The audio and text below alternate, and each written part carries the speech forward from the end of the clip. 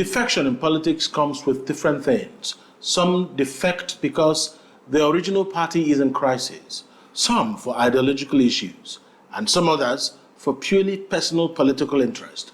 But what happens if the destination platform is not welcoming to those political platforms intending to join their ranks?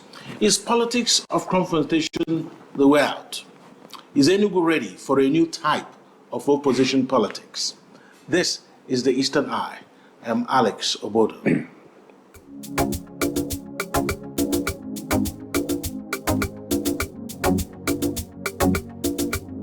Welcome to the Eastern Eye, a program that x-rays the political, social, and economic developments around us. Tonight, I'm joined by Dr. Ben Nwoye. He's the former chairman of the APC here in Enugu State. Thank you so much, Dr. Nwoye, for joining me on the Eastern Eye. Thank you, Alex, for having me, and thank you, viewers. I think the first thing I'll ask, which this is a message that has resonated a lot in the Southeast, it's resonated in Anambra. Are all progressives the same? They are not the same. There are those who are progressives by word of mouth, not by their deed, not by their action, not by their ideology. There are also those who claim progressive by party affiliation, not by the party ideology, not by basic understanding of the progressives' principle. But they call themselves progressives because they belong to a certain political party as membership. For example, those in Abga, they call themselves also progressives. There are also those in PDP, believe it or not, that believe in themselves to be progressives. Of course, those who want to claim exclusive right of the term progressives are those in APC. So, but in all and all, when you say progressives, it is an ideology. It's driven by ideology. For myself, who is as a leader of the progressives group, the ideology is about good governance. The truly dealing with governance the way it's supposed to be, the deliverables. To ensure that the societal goods and services are managed for the benefit of most. Might not be all, but most. The government touches the life of the people. And that the people's life changes day by day based on the ideology of progress, the innovative ideology of good governance, the innovative ideology of measurable, quantifiable differences that a government brings into play when they come into government. So that when, for example, my party took over in 2015, we saw some ideology, such as the social system, the school feeding. Yeah, for the first time, they introduced the homegrown feeding, school feeding. They introduced some of the social initiative, that paid some money for unemployed graduates. They call it Empower. Those are progressive ideology. Then fast forward, when Tinubu came into office, you saw what he did, introduce the fact that every Nigerian who wants to go to university, the fact they don't have money shouldn't be a reason not to go to the university. That the government, the student loan, so they introduced the student loan, that you can go to school. Yes, you can go to school. Then they begin to give some loan to small and medium-scale enterprises. These are progressive ideologies. And then they look at what do we do with the people after service and they cannot get job. The progressives think about what to do with them. There are measurable quantities. They bring it down to Enugu State, for example. Peter Mba is of the PDP, but he has a progressive-driven ideology and agenda. One of the first things he looked at is, based on his own background, what made Governor Peter Mba who he is today is education. His background is a poor background and all that, but what separated him and lifted him up where he is education. So he came up with very aggressive, progressive ideology. The blueprint he is operating today where you say it is strange to many people. They think it's going to fail, but it won't fail. It's succeeding every day. The Green Smart School that he introduced, he decided to do away with the old way things are done. To say we're going to prepare them, catch them young. Let us start from afresh. We say, okay, the early starts. Let us not just build schools like the UBEM and stuff used to do, but we're going to build a brand new school for the new technology, for the new age. And you have the Green Smart School in the entire 260 ward. He also looked at this, okay, the healthcare system. Where is the first call, the first point of call? Let's look at the healthcare system from the primary and secondary healthcare system. He introduced the type 2 hospital in all the 260 ward. Never done before. There is nowhere in this country these innovations are going on. Just today, I went to GTC, the Government Technical College. He went there and saw a rot. That was the school where actually some of the guns and the bombs used in the Biafran Nigerian Civil War, the Civil War, that was where they were produced, the Oguni were produced. Those items, those machineries were still there, still being used. He came there and people were using the place for poultry and other agricultural stuff. What did he do? He brought everything down, brought it to places. You can go there now. You see a true progressive agenda. It is not just talking the talk, it's building a brand new high-tech institution where those from SS 1, 2, and 3, they can go. And coming out from SS 3, a child who went to that school will come out with a set of skills from not just the technical school, but healthcare and home care skill. The tailoring, the culinary arts, and of course robotic, the AI. You go there, you'll be amazed. It's driven by progressive ideology. These are the difference. But not when you say that you are just a progressive governor and there's nothing progressive about your program. Then you become a progressive by label. So it cuts across. Of course, you can go on and on in some other states where you have some innovation going on. These are progressively driven people. In Enugu here, he adds the progressive stuff with the security. Recall that there was a sit-at-home in Enugu for years, about 2 years before he came in office. In fact, Opera Square, the government house was barricaded before he came in. What did he do? He examined it. He introduced the AI system. He introduced the police monitoring system. Recruited some police. They had them to be stationed in some area, critical areas in the state, all over the state, not just Enugu. And by, the sit-at-home thing becomes a thing of the past. They now have a monitoring system where all the critical points in Enugu City and the state are watched in one house, where in real time they can communicate with the policing units, stopping kidnapping, busting some kidnapping rings and all that, because he's progressively minded. He's of the PDP, but his ideological pursuit is progressive, it's aggressive. Of course, with that comes some innovation, just like the president did. He came in and he said, no more subsidies.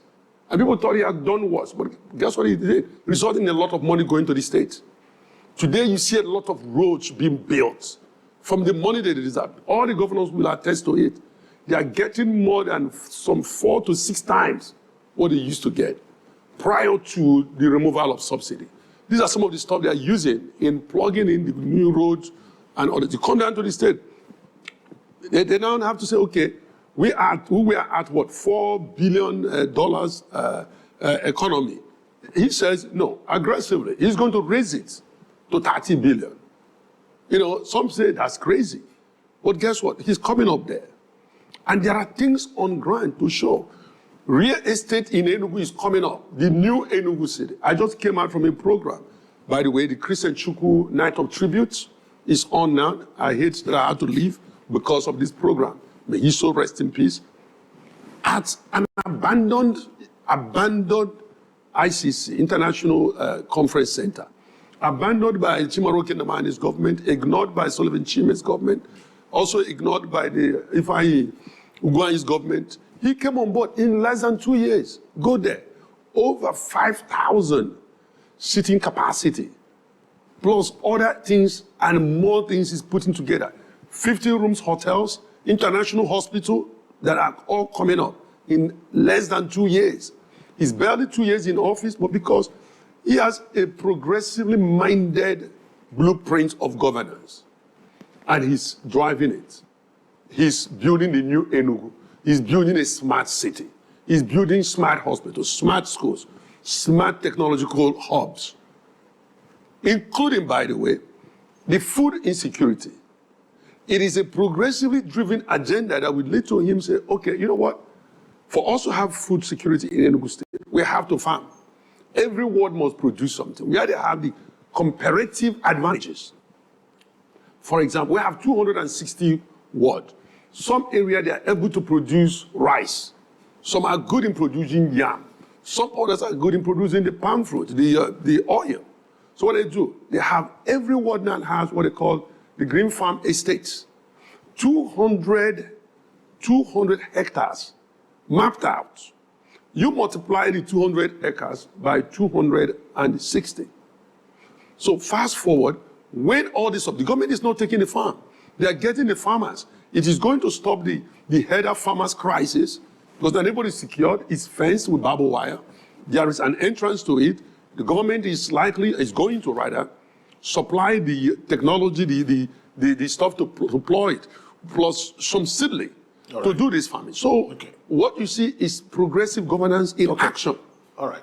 So, I mean, I like that you took your time to explain that. But let's come to the event which you were in, where it's of the APC. They call themselves the progressives, the progressive stakeholders of the APC. The progressive groups of stakeholders meeting in Enugu. They are saying that they welcome whoever wants to join the party without preconditions. And specifically, they are calling on the governor to come if he wants. So talk to us about this, because we also heard, of course, former DG of Voice of Nigeria, Mr. Osito Okechukwu, talking about those who were not there at the foundation of the party, especially in Enugu State, but they have come now and they've hijacked the structure and they are giving people conditions to join the party. Help us put this in perspective. Okay, let's start from the last segment. In 2022, Uchukwu Abala joined the party, even after the registration had occurred. In one way or the other, they had a charade that they called Congress, engineered by the now Vice National Chairman of APC Southeast, supervised by now, there's Dr. Arodiobu, supervised by the now Deputy National Chairman, South, Honorable Imenu. He was the person that called the result that Ugabala won in a Congress that never took place. The record is there. Ugabala was a member of PDP, and overnight, he claimed he has joined APC. But the next morning, he started rolling APC flags. Nobody objected to it. He was supported by Governor of Imo State, who incidentally is the leader of the Southeast APC. Nobody gave him condition. Uche Nnaji, the minister, or Uche Nnaji, the minister of Innovation, Science and Technology, he came to my house, during which I was a state party chairman. He came to my house in my country home, Amuri precisely, and requested to be registered. I registered him. Because we are done with registration. I called the then local government chairman of APC, who also invited Ward 3, Abugo Ward 3 chairman, and they brought a unit registration booklet in my small inner chamber. Honorable Uche Nnaji came and was registered. I personally wrote it and tore the slip and gave to him. He said he was in a hurry, he has a contract, a meeting with the governor of Imo State, His Excellency Hopu Sadema. Nobody gave him condition. Fast forward just a little bit. Within months of his registration, he emerged the go-back candidate. Nobody quarreled with that. He had absolutely no understanding of the party constitution, nor the party manifesto, nor did he take his time to study those. Barrister Ugabala neither cared nor desired to learn about the party. They started immediately with full force and effect, expelling people by announcement, not by proper constitutional process. Anyone they thought that could have be of a different view, they started with the minister, the former minister of Foreign Affairs. They say he's expelled. They said they've expelled Mr. Osito Okechukwu. These are a founding member of Mr. Osito Okechukwu. They said they've suspended Senator Ken Namani, the then immediate past governor of Enugu State, Governor Sullivan Chime. They said they've expelled him. They even announced that they've expelled me, Eugene Odo. Party is not run like that. So that's on one hand. Now fast forward to 2015.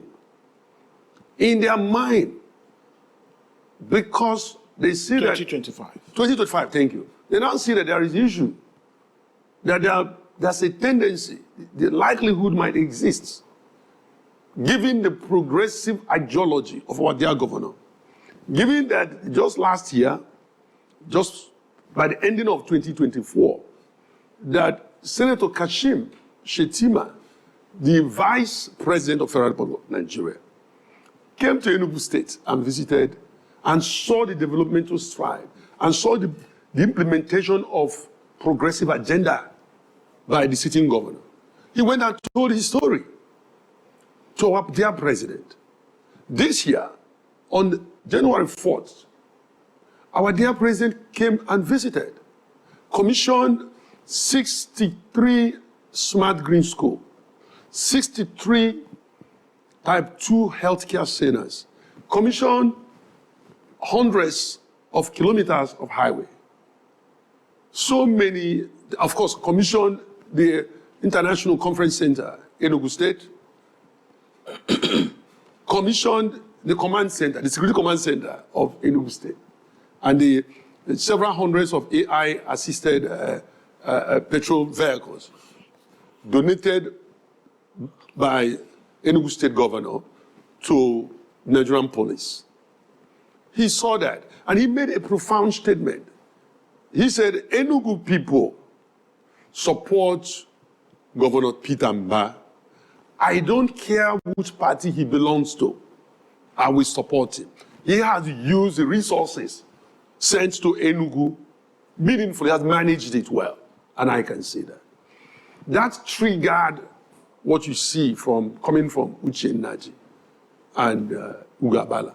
Uche Nnaji is still not seeing the ambition of running for governor under APC in 2027. And his mind is that, obviously, by our operating standard, and I'm speaking as someone who has been a chairman of APC, Enugu State, for 8 years, with experience coming from that, and as someone who, during the time of my chairmanship, I was the secretary of the APC Forum of State Chairmen, comprising of 37 of us, 36 states plus Abuja. I was the secretary. That's the engine room. So I know the way it works. When a governor comes in, the governor becomes the leader of the party. So Uche Nnaji is jittery because he wanted to put up another charade of a campaign and a charade of an election, what I term the Project 4772, which was carried out in 2023 by Uche Nnaji and Ugabala. After all their charade of expelling people by audio and television and radio announcement, guess what? The amount of vote they hauled in for President Tinubu was 4,772 votes. They came first from behind in the entire 36 states plus Abuja. That number is only 10% of what we scored for President Buhari under my leadership in 2015, when we first went into election. And that was when Jonathan was the president. That was when it was already a Christian-Muslim dichotomy in the country. Then we were heavily divided. The people in the Southeast never accepted us. Enugu State, they were bitter about some of us who were around, who were campaigning for Buhari. Yet, we were able to get very little over 15,000 votes. Fast forward it, by 2019, we got a little over 60,000 votes for Buhari. But another 4 years later, what Uchenna got, with all the money sent to Enugu, with all the noise him and Ugabala were making, is 4,772 votes. That is what he wants to replicate. He goes about, and by the way, the same Ugabala had been suspended by his own ESCO, and that suspension had been upheld by an Enugu State High Court as at August 9th, 2024. That order is still subsisting. Never been vacated or amended or stayed. But guess what? They have disobeyed it, practically walk all over the law, no respect for rule of law. The court ordered him to quit and desist or cease and desist from parading himself as a chairman. Uchenna just supports him unjustifiably. Honorable Menuku followed him unjustifiably. Dr. Arodiobu followed him unjustifiably. Governor Hope Uzodimma encouraged him to parade himself as a chairman. The then chairman, national chairman of APC, Ganduje, recognized him as a chairman. I complained and complained bitterly that this is a ruling party. The progressives, one of the hallmark of progressive, is the obedience to the rule of law. These people violated their own party constitution, violated the Constitution of the Federal Republic of Nigeria, and violate existing court order. We can't be a ruling party and we operate outside the confines of the law. That's what they did. So when it became to them the likelihood of Governor Peter Mbah joining, they started giving an announcement that, one, he's not welcome to the party. Says who? The party welcomes anybody that wants to join the party today, tomorrow, next day. I registered Uchenna outside the registration time because it was important to grow the party. Uchenna mounts the podium and dishes out conditionalities. He even used the term that the people coming in, he's used the word IDP, internally displaced politicians. You can check it. He called the members of the House coming in IDPs because their former party, Labour Party, had problems. There's no party without problem. But they manage it. It is the extent to which you are able to manage yourself outside the problem. For example, Ganduje was removed. And he can claim that it was due to health crisis. He knew what he did. He was operating the party unlawfully. And he was removed. So the APC was able to manage his own, impending crisis. We've known many crises. Oshomole, you recall, was once removed by his own ward chairman. And he thought it was a joke. But once a court of competent jurisdiction sustained that removal, that was the end of Oshomole's chairmanship, national chairmanship. Why is Ugabala own different? So when they refused to hearken to the rule of law, I left the party, as I can't be part of it. But I didn't join any party. You heard that I left. Then it happens that nature caught up with Governor Ganduje. He was removed. And he claimed that he's attending to his personal health. He went to London. I wish him speedy recovery, if indeed he's ill. But then another person took over. Or His Excellency, Natal. He took over the leadership of the party. And then the leadership of the party sent some delegations to me to ask me to help to get Enugu State progressives together, irrespective of the party.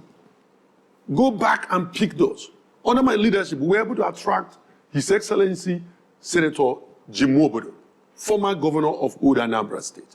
We were able to get into play Governor Sullivan Chibe, former governor of Enugu State.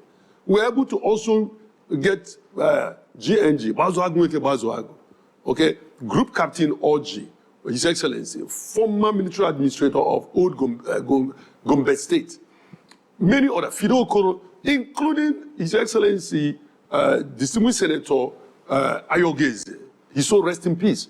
We were able to get people, built the party, including Emperor Bewood Ibe. He started to finance the party. The party was getting ready to be the party to reckon with. Consistently, we came on second. But under the leadership of Ugabala and Uchennaji, the party came distant fourth. Uchennaji's record is on record. He scored 14,575 votes in the last election. And here's the man, I heard him saying that he's going to win APC win Enugu State for APC come 2027. How? The same race he ran against Mba, when Mba and him, they were both ordinary candidates of both different parties. Governor Peter Mba, then candidate Peter Mba, scored 160-something thousand votes. That's what he scored. In his own local government, by the way, the local government where I am from, in Kano West local government, Uchennaji scored a little over 1,200 votes. Okay? Governor Peter Mba beat him mercilessly in his own local government. So where is the number? Why would you keep deceiving the people? But what strikes me though in all of this is what happened just this past week. This past week, the man left Abuja. He woke up from his slumber, recalled that there's a minister, one among 48 ministers, who had been adjudged by renowned researchers, journalists, looking at the criteria of his job duty, what he's supposed to do and what he's not doing, has been adjudged to be a sleeping minister. I'm not the one saying it. That is it from this day. He's adjudged a sleeping minister. Instead of him to think through why he was adjudged a sleeping minister, what did he do? He left his job duty again. He left his desk and took off. He took off to Enugu and started conducting political rally in the guise of welcoming people. First, he held a meeting at the APC State Secretariat, a rally, that kind of a meeting. The following day, he heard that Governor Peter Mba is going to Nsukka to launch new programs to open and start and commission some road project and some other work by the local government chairman of Nsukka. The Honorable Minister of Innovation, Science and Technology abandoned his job duty in Abuja, rushed down to OP and started flagging off campaign, hitting up the police. In the process, there was security breach. Some of the people that they hired to put together their canopies apparently were not paid, and there were some destructions of the canopy. You saw it, I'm sure you would have seen it. I saw it, it was trending. And what did he do? They started blaming PDP. They said it's PDP people that came to destroy their canopy. While it is obvious, it's their own member, their own factional members, who they failed to take care of, that decided to go off and commit crime. The point being, was it necessary for Honorable Uchennaji to be campaigning at this time? Is it because that they are running afoul of the law, and the law, the INEC law, they don't have a regulatory process? We are not at election and campaign period. Why is he campaigning? Why is he giving order? Where is in APC constitution? Is it written that people cannot join the party? Or where is it in the APC constitution? You know what? We will take a break. We are coming to what the APC constitution says about defections, and whether there should be preconditions for people, especially someone at the level of a governor who wants to join a party. What kind of conditions should he be given? That's after this break. Stay with us.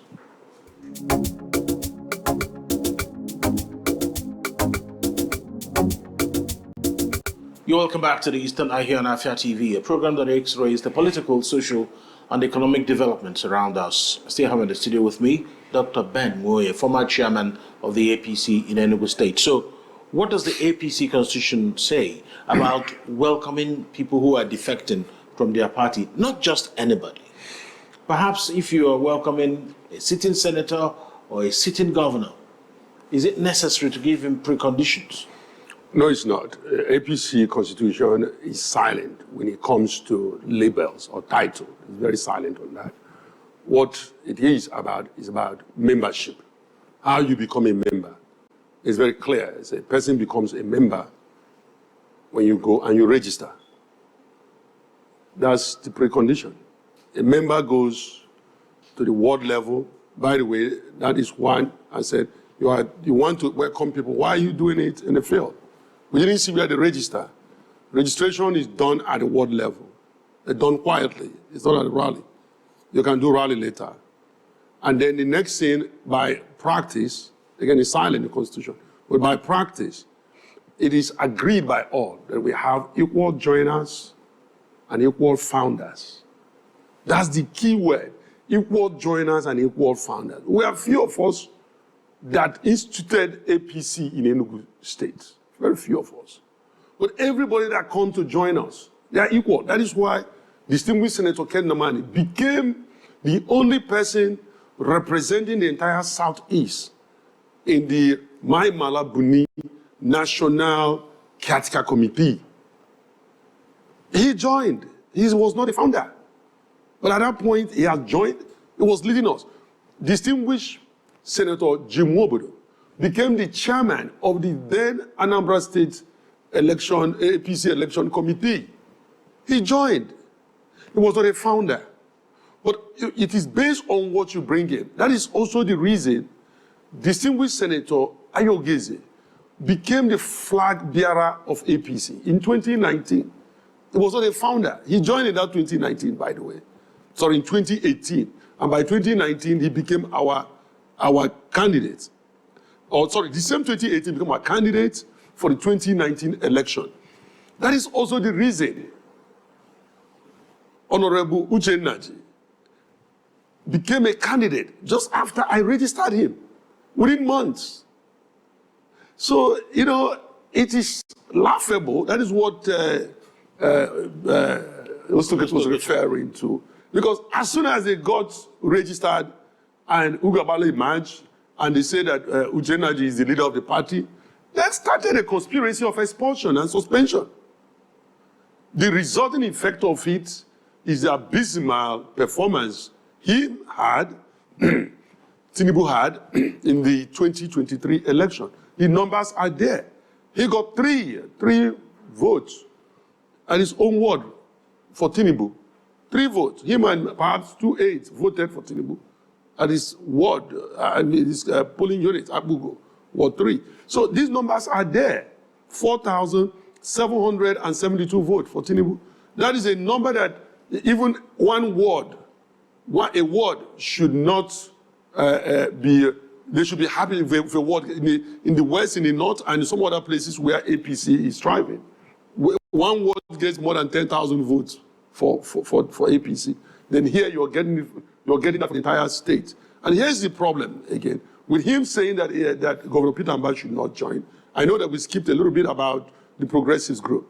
That statement prompted the meeting, the stakeholders meeting. We said we can't keep quiet. I'm the leader of the progressives in Enugu State.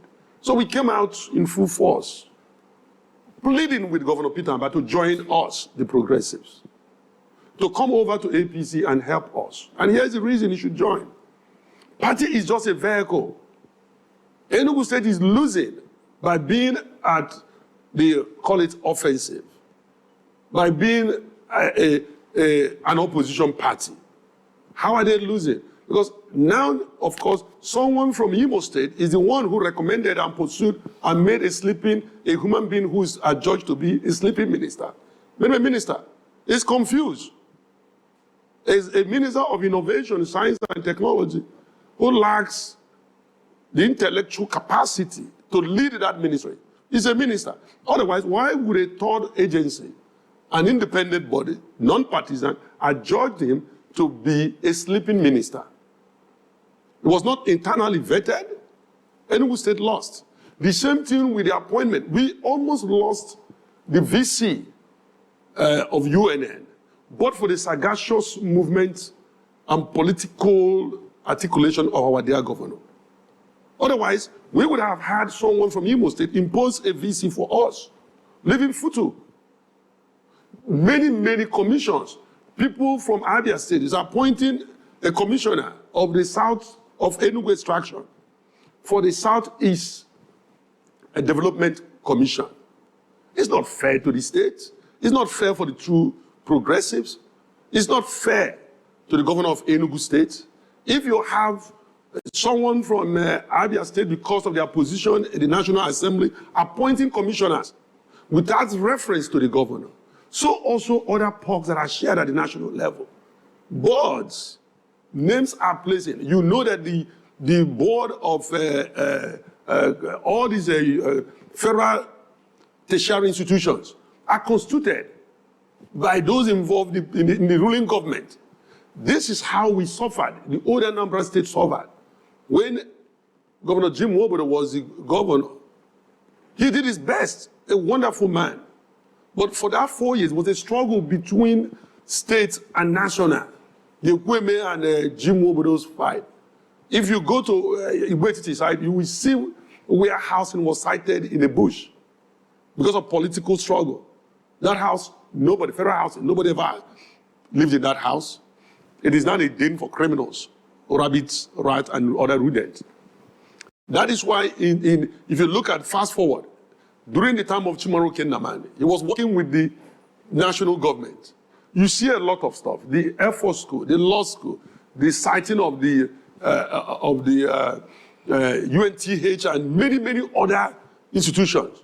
Now, fast forward, during the time of Sullivan Chime, he worked with with President Goodluck Jonathan. You saw good things coming in. You like it or not. The federal highway school cited in Uji there. It wouldn't be possible. And many other things that they did, including the brewery. These things are done because you are part of decision making. Not someone from a Bonny state writing board member's name, somebody from Abia State, someone from Imo State, and so on and so forth. You know, they get their friends. If not for the good, timely intervention of Senator Ojus Okalo, the same people would have given their girlfriend the position of the Federal Character Commission. But for the rightful and timely intervention of distinguished Senator Ojus Okalo, an illustrious son of Igbeze Not, Aji precisely, was just appointed a couple of days ago as the commissioner designate representing Enugu State. There are many, many more boards. In fact, the board that the one I had worked on during the President Muhammad Buhari's time, the FCCPC, which is still open. Suppose somebody from Enugu is supposed to go and serve there to represent Southeast, because I served there. We were serving for about 2 years before the board was dissolved by the Tinubu's administration. It will be reformed, again. And once the board comes again, somebody from Enugu State is supposed to go and serve. But then if nothing is done, if the governor decides not to move to APC, Enugu State will continue to bleed. It is not good enough that he is the friend of Mr. President.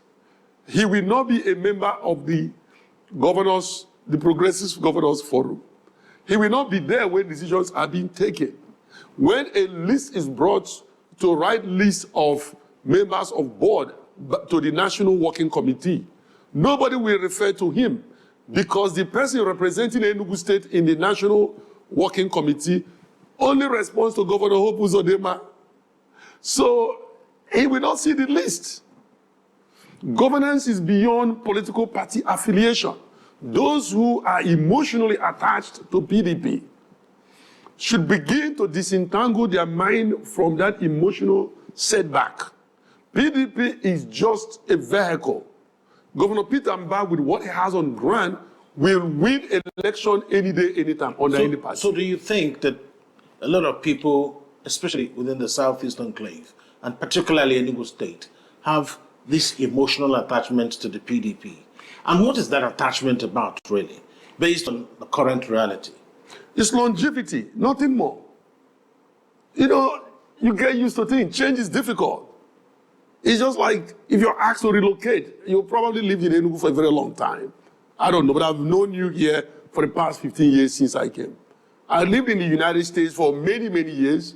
To relocate to Nigeria with all the resources I had, it was difficult. I was born here, but to relocate, the thought, I'm used to all these things. There's fear of the unknown. Even when I came into the country, I now picked Enugu. It was difficult. So the thought of going to become part of another party. So we need to educate the people. It is not about the party. It is about the program. What do you get? This is how you share. This is governance. Governance is how you get the people's resource. How is it distributed? I'm saying that if you are not a member of the governing team, you will not be there. When the pork is shared, Enugu State will not get their own fair share. In some instances, they will not get their own share. I'll tell you what happened with Anambra State. At one point, the same way they took somebody from some other state and made the commissioner, so rather the minister for Anambra, the first minister. They interfered there because they don't have a governor of APC extraction. During my own time, when we won the first election in 2014, guess what? A gentleman who spent all his work life somewhere in Geneva, in overseas, was somewhere and they named him minister. They named him the Minister of Foreign Affairs based on his relationship with the then Chief of Staff, Abba Kyari. Enugu State APC suffered tremendously because here's a man, they say he's a technical, he knows nothing about the politics within the state. He didn't fund the party, he did nothing for Enugu. What did he do for Enugu people? He saw it as a job, and a job he did. At the end of it, how many Enugu State citizens did he take and sponsor overseas for scholarship? These are things he could do. He can't give big contracts, but he can send scientists out. He can send businessmen and women out. He can also bring people in. He didn't know all that. He didn't know the business part of his ministry. He was just proud that he could speak, 13, 14, 15 languages, and was carrying paper file. The people who are they call it career ambassadors, diplomats, can do that. The career. Why do we bring such a person? The politicians should be there to help us, so that at the end of the day, you say, okay, we attracted some partnership from this country to my state. UNN is located here. And so I went to so institution and we were able to attract some technological partnership using my office. We are able to attract certain firms to come and domicile here in Enugu. Because Enugu is the people you represent. We are able to pull some young people who are extraordinarily smart and send them overseas to learn and come back on exchange programs. He didn't know that. He thought just following President Muhammadu Buhari, go somewhere, he's speaking French, he's speaking Dutch, Swahili, whatever else. That is the essence of him being there. So we suffered. The end product of it is that we have a party that we're growing with our pocket money. And it's tough. Anybody will run us over. That is why from day one, my own approach to it is to appeal to those in governance and explain to them that here is the reason you should be in the progressive. David Umar, he did it. He did it not because he couldn't govern without. He did it and he won. He came back. The fourth person that did it is Owele Rochasu Korocha. He saw the path where we are going. He moved from Apuga and joined and became one of the founding governors of APC. He did it. He won his election under APC. Okay? Even our dear governor of Imo State, whom they say is the governor general. He's not a governor general. He's a governor of Imo State. There's nobody as a governor general. We don't have it anywhere in the Constitution. You can go and check it. The Constitution of Federal Republic does not recognize any such thing as governor general. He's the governor of Imo State. We respect him. He can't interfere in Enugu State governance. Okay? He was a member of PDP. He ran as Senate, a member of PDP. He joined us. I knew when he joined, before he got his tickets. You understand? So, when they join, they become equal members and equal founders. There is no discrimination. So, and again, on the issue of no automatic ticket, of course, There's no automatic ticket. When it's time for primary, it is stated clearly, the process. The first thing they do is that they send out, this is the guideline, primary election guideline. And then they tell you how much you pay. Forms are made available. If Nwoye wants to run for governor in 2027, and if Dr. Ben Nwoye wants to run for governor in 2027, nothing prevents me from doing that. Nothing prevents me from doing that. And if Peter Mba decides that a minute before the primary, that he's going to switch and become a member of APC, nothing prevents him from doing that. We have a record of that. Governor Tom was a member of PDP, ran primary under PDP, lost his primary, and then overnight switched over to APC overnight, ran for primary in APC against 9 other people, including my very own friend, Senator Waku. He's so rest in peace. And Governor Tom won the primary. He went ahead and won the election for APC. We have too many of those stories here and there. So the story of we'll give you conditionalities to come in, and if you don't meet the conditionalities, we don't want you. What are those conditions? No, we don't give anybody condition. But I mean, the conditions, they that are giving conditions are given. Are you aware of those conditions? Yes, of course. They said if governor cannot be the leader of the party, there's no automatic ticket. Who should be the leader of the party? Between Uchennaji and Gabala, laughably, Gabala is suspended by his own ESCO and joined by the courts from parading himself as a chairman. So his statement has no weight. However, people who are not aware of his background believe he's still a chairman. Also, the people who are supporting the aiding and abetting the illegality, such as Honorable Enugu State, the former national chairman of the party, Ganduje, and of course, Governor Hope Uzodinma, they are giving him the weight to speak those rubbish that he spills out. Also, Uchennaji, who believe that coming of the governor, I call it, in the United States, every hurricane has a name. However, you usually have a female name. But in this case, this will be the first hurricane, political hurricane, that will have a male name. And the Hurricane Peter, when it lands, and if it lands, it will change the landscape of not just Enugu State political structure, but Southeast, and the entire South in general. Because he will play nationally. He has not just a rising star. He has risen. He's a star. At this moment, there is no governor who is being watched as Governor Peter Mba is being watched. Not just on audio and TV shows, but the actual things on ground, unimaginable things. The new Enugu City, presidential hotel, smart green schools, farm estates, type 3 healthcare. They call it community policing. The real people on the ground are judging and performing governor. So you can't do anything other than agree that Mba will take over the leadership of the party when he comes in. So, but in Imo State, who is the leader of the APC? Of course, he's Governor Hope Uzodinma. He's our leader in Southeast. Okay, we don't dispute it. So if another governor crosses over to the APC, shouldn't he be the leader of the party? Automatically, that is the rule. So why is there, we're just ending, why is there a different touch to the Enugu case? They don't speak for the party. I told you. I'm not the one that named him a sleeping minister. So what is the... He has no job. So what is the national APC structure saying about the development? I have a mandate to help to bring everybody into APC. I have the national mandate.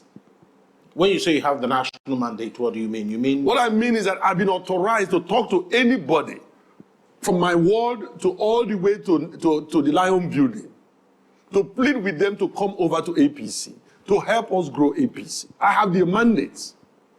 that if Governor Peter Mbah comes in today, he becomes the leader automatically of the party. There is no going back. I have the mandate as a progressive, the leader of the progressives in Enugu State, as a former chairman of APC Enugu State. I have the mandate of the foundation members, Senator Ken Namani, Osito Kechukwu, former Speaker of the House, Eugene Odo, the Martin Zilo, former commissioner of Federal Character Commission, Guinea Kato, have their mandates. Honorable Ugwegede, have their mandates. You name them. Joe Mamel. I can go on and on. Former this and former that. His Excellency, Governor Sullivan Chime, have their mandate. Former ambassador to Holland, General Ugu, General Kolago, these are great men and women. Have their mandate to speak and beg Governor Peter Mbah to come in to APC and help us. That is the only way President Tinubu can win Enugu State. That is also the only way APC can become, Enugu State can become a progressive state in terms of their leadership. And that's the only way many more people can become involved in the governance of our country. Because outsiders are now poaching in. When I say outsiders, I mean people from Ebonyi State, Afia State, and Imo State, dictating federal appointments in Enugu State, overreaching, claiming supremacy of status, claiming Governor General. I can tell you what, one more thing before I forget. The rec from Enugu State, her term is about to be up. She's serving in Imo State. If Governor Peter Mbah fails to join, that rec was recommended by Governor Hope Uzodinma. They would recommend her for another term without the consent or acquiescence of Governor Peter Mbah. It's not fair. We also have opening of the commissioner representing Southeast. It is the turn of Enugu State to produce that. These are facts. If the governor fails to come in, they will pick somebody. By the way, ambassadorial positions have not been filled. That's right. I mean, we're totally out of time, but this is just, I think we've just scratched the surface. We'll have another edition where we get down to the nitty-gritty, because it looks like the plane just left the tarmac. The flight has just begun. Thank you so much, Dr. Ben Nwoye, former chairman APC Enugu State. Thank you for your insight on the Eastern Eye tonight. God bless you. And that's the Eastern Eye for tonight. My name is Alex Obodo. Good night.